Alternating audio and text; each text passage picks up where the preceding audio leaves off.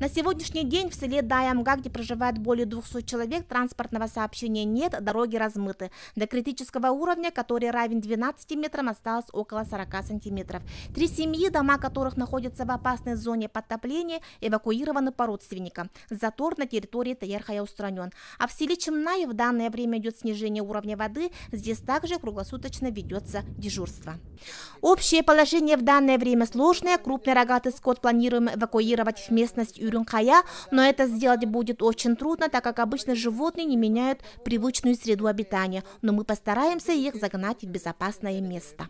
В селе Харбалах, если сегодня утром уровень воды на реке Амга достиг отметки 9 метров 25 сантиметров, а критический уровень это 10 метров, то за 4 часа снизился на 51 сантиметр. Сегодня в Харбалах прибыли спасатели и психологи из Хабаровска в количестве 7 человек. Льдины должны были уже подойти к нам, в село Харбалах, но вода сейчас чистая, и образовался у нас затор километрах 3 от нас, вверх по течению.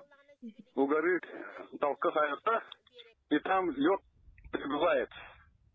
Весь день прибывает. Ледоход на сегодняшний день мы ожидаем уже на территории населенного пункта Харбалах. Сейчас пока идет, вот последние 4 часа пошло снижение уровня воды, но где-то часа через 5, наверное, уже попадет мы уже опять на повышение уровня воды. Ожидаем уже повышение уровня воды до критических отметок. Во всех селах подготовительные работы проведены планово. Основной ледоход по реке Амга жители ждут уже сегодня ночью. Жанна Бурмистрова, Парасковья Татаринова, Стас Никифоров, Тата.